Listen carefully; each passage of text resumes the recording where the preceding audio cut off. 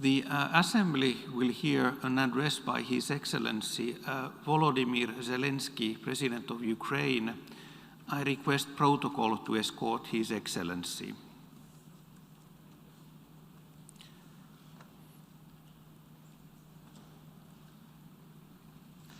On behalf of the General Assembly, I have the honor to welcome to the United Nations His Excellency Volodymyr Zelenskyy, President of Ukraine, and to invite him to address the Assembly.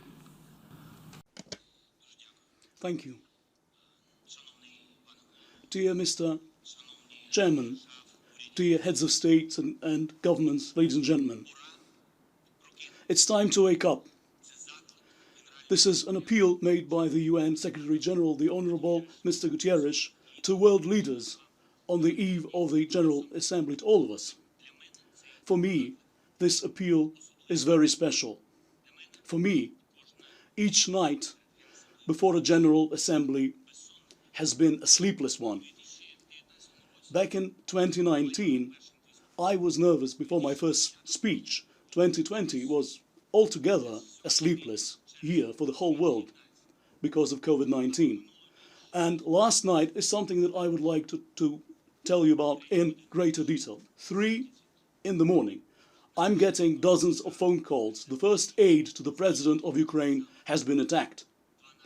12 shots fired, 3 of those hit the driver.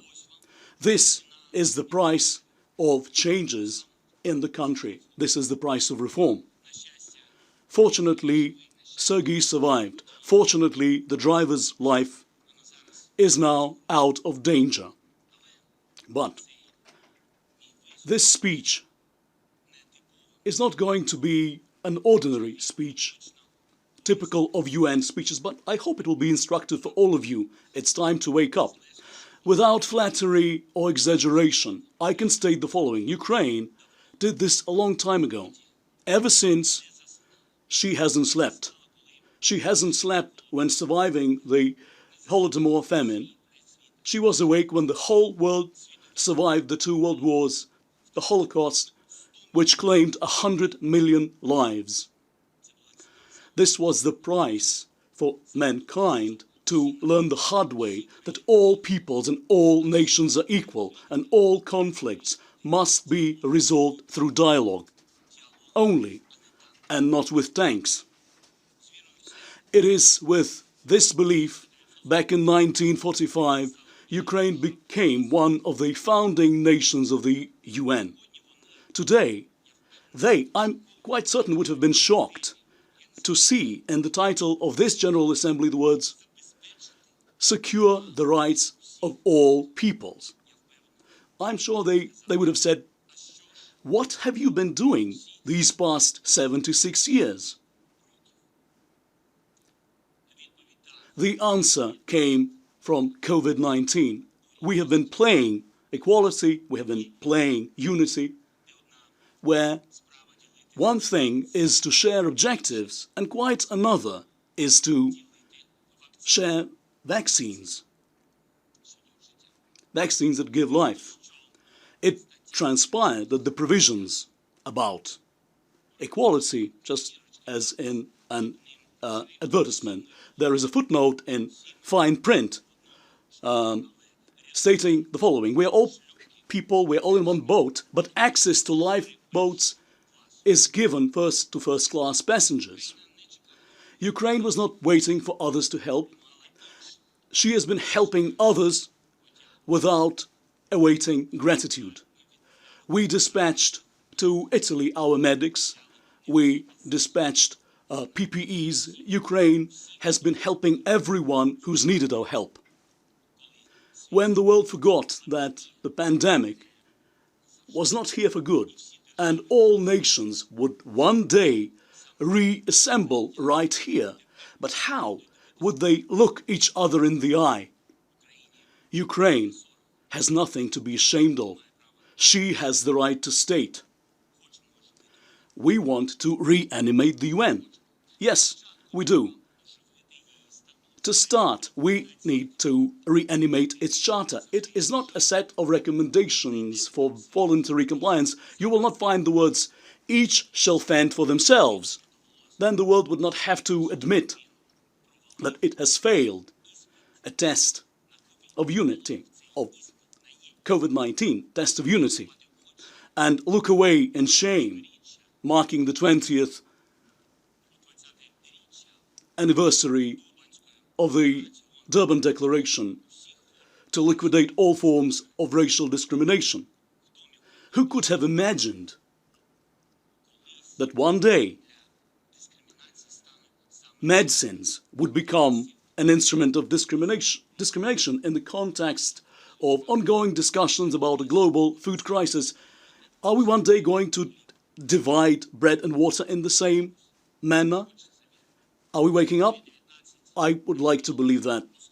COVID-19 has not been finally defeated. A global vaccination plan remains on our agenda. In addition to that, guarantees that there would not be any new viruses in the world are as, quote-unquote, strong as the guarantees of security extended under the Budapest Memorandum. Time to wake up. Quite frankly, Ukraine never slept. It's actually hard to do to the sound of explosions and gunfire heard in the occupied region of the Donbass for 8 years in a row. Back in 2019, standing on this podium, I said that the war in Ukraine had claimed 13,000 lives, 30,000 people wounded. Can you imagine 1.5 million have had to flee their homes? With every passing year, those numbers are again repeated here at the UN with an adjustment that they keep growing with every passing year. I spoke about this back in 2020, and I'm reiterating the same now in 2021. Now, it's already nearly 15,000 lives lost. This is the price of freedom. This is the price of independence. Maybe somewhere in Central Park or Madison Square Gardens, those gun shots are not heard as loudly as in the Avdiivka industrial heartland or along the Svitlodar Bulge. We need to reanimate the UN. Maybe the UN should start moving to become more mobile, more agile. Maybe it's time we met there in those places where you can really hear, you can really see those global problems. There are thousands of hotspots in the world. Ukraine is prepared to attend a UN meeting at any of those hotspots in order to reanimate the UN. We need the truth. For everyone who has influence to genuinely support the peacekeeping efforts of the international community. Today, if that happened, we would not have explosions in Afghanistan, and gunfire would not terrorize the peaceful civilian population. This is a quote from a statement by the first president of independent Ukraine, Leonid Kravchuk, the first president of our nation, pronounced here from this podium 30 years ago during the 46th General Assembly. I only wish they had become less relevant, and it would not have taken 30 years to launch our rescue operation to evacuate peaceful population from Kabul. It took us only one day. Our military evacuated 700 individuals, Ukrainian citizens and other nationals, members of human rights protection organizations, journalists from Global Mail, Wall Street Journal, USA Today, Stars and Stripes. Those are men and women and children and elderly people from various backgrounds and nationalities and faiths. This is genuine commitment to the fundamental principles of the UN. The participation of 46 nations and international organizations in the first inaugural summit of the Crimean Platform against the occupation of Crimea, that is genuine commitment to the UN fundamental principles, and I would like to extend my appreciation to each and every one of those countries. And the fact that the UN ignored this forum for addressing a global challenge pertaining to national law and occupation, these are some new principles, not endorsed by anyone. If we are here to reanimate the UN, let us remember, we do not have any chosen ones here, untouchables here in this forum.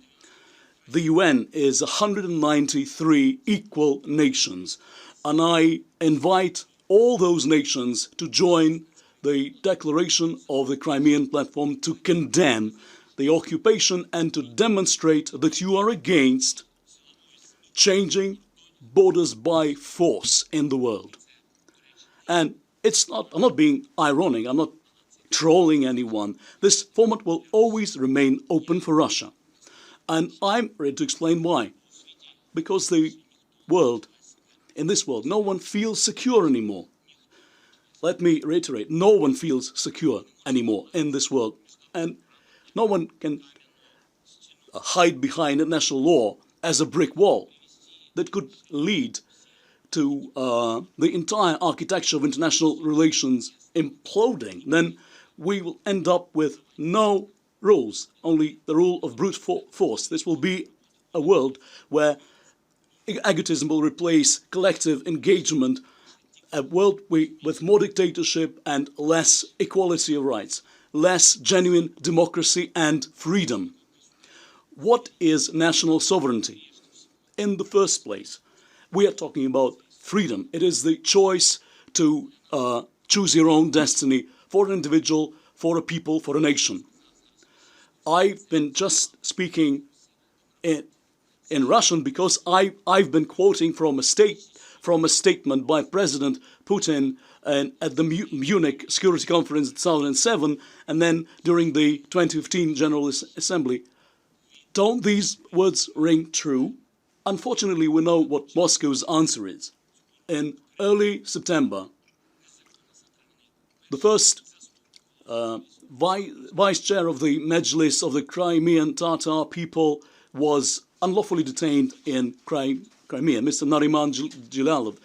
The Russian authorities are charging this political scientist, journalist, TV host, and history professor with an attempted explosion of a segment of a gas pipeline. This is the price of freedom of speech. This is the price of fighting for somebody's rights, for human rights.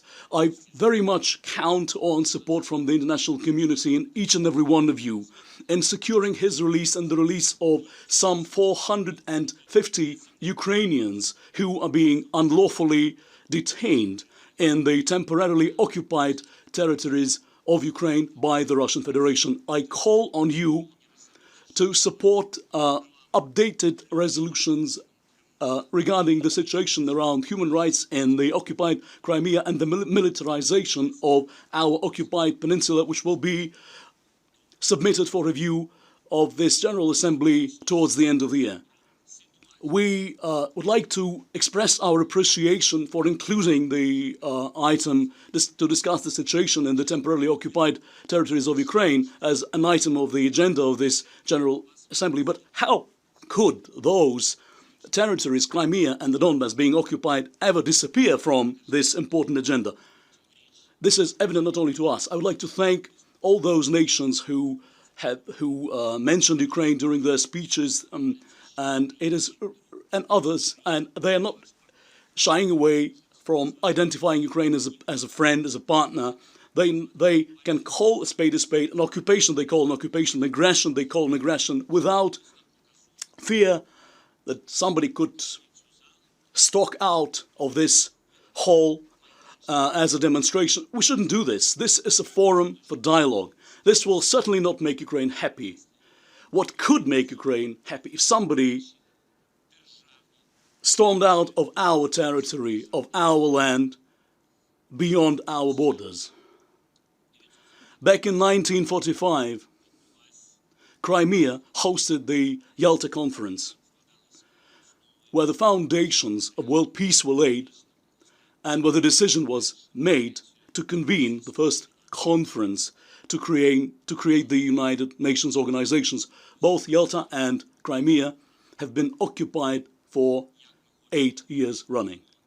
How are we supposed to reanimate the UN if the very cradle, the place where the idea of the UN was born, remains occupied by a permanent member of the UN Security Council. The president of the 76th General Assembly spoke at length about climate change, about protecting the environment, about protecting nature on this planet. In this context, Crimea needs extensive attention from the UN.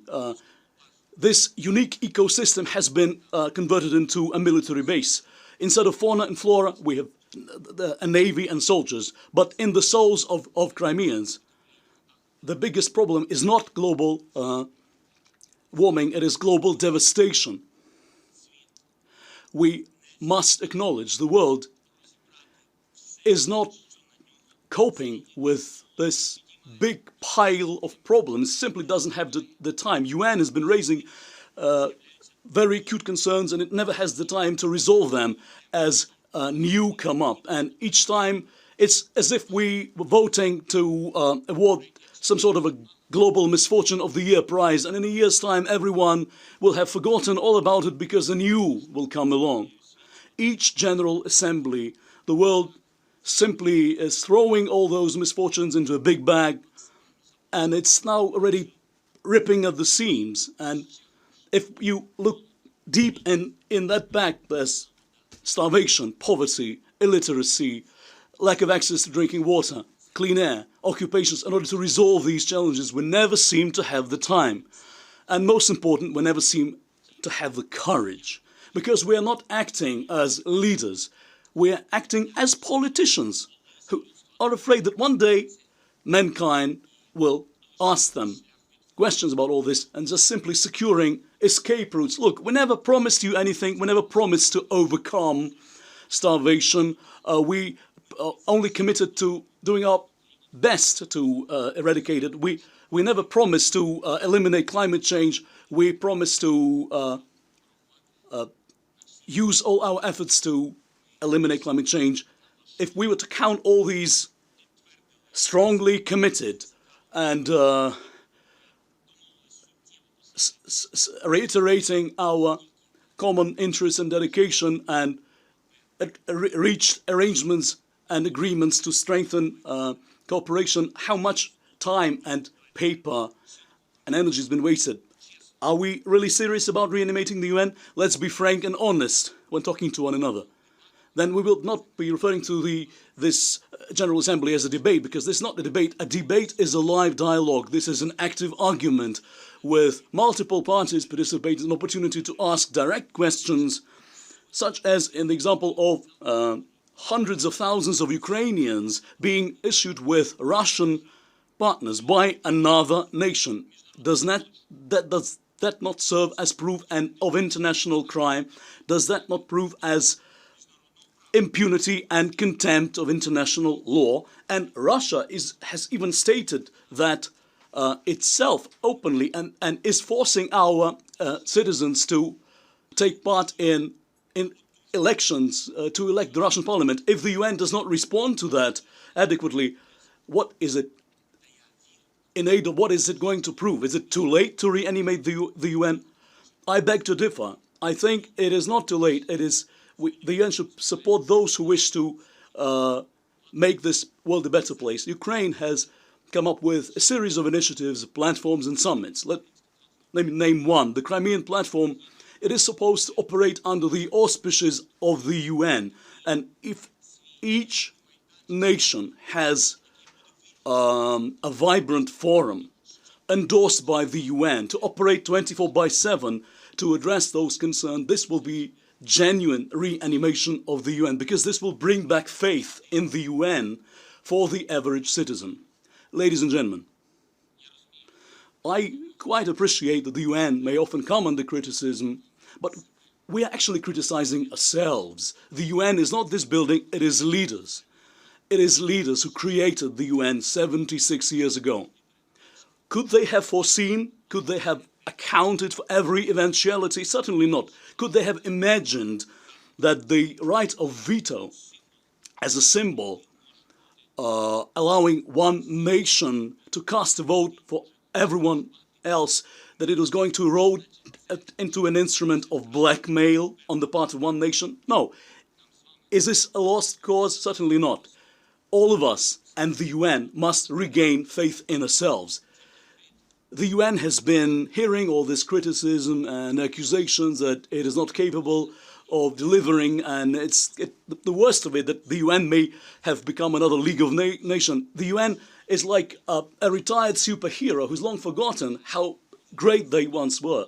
They feel that they are a burden, they are weak, they're infirm, like an old person whom nobody needs, whose life has been wasted. But why not remember something? How back in 1981, over 1 billion people under UN leadership gained access to drinking water for the first time. Who explained to that wild world that each human had rights and they must be defended? Who produced the first document that enshrined those rights for the first time? Who is providing food to 90 million people in 83 countries all over the world? Who has spearheaded eradicating such shameful phenomenon as apartheid? Whose blue helmets have been sustaining peace in dozens of countries? Who's created UNESCO that's protecting the Vatican, Versailles, Acropolis, and 1,154 unique World Heritage Sites? Who's created UNICEF that is protecting children in over 190 countries of the world? That is our most valuable asset, and that's why it will never be banal or outdated to call for unity for their sake. What say you, Excellencies, country leaders? Let us show our resolve.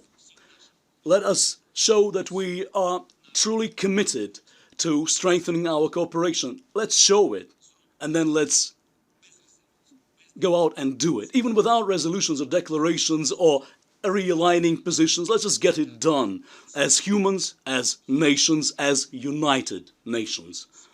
Those that have made this important choice in order to make a difference, it's either that or these seats will continue being vacant. That is the price of that choice. Thank you for your attention.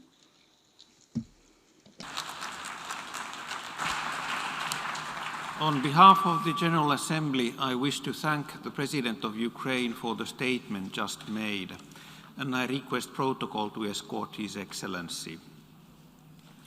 I now give the floor to the distinguished representative of Malawi to introduce an address by the Head of State.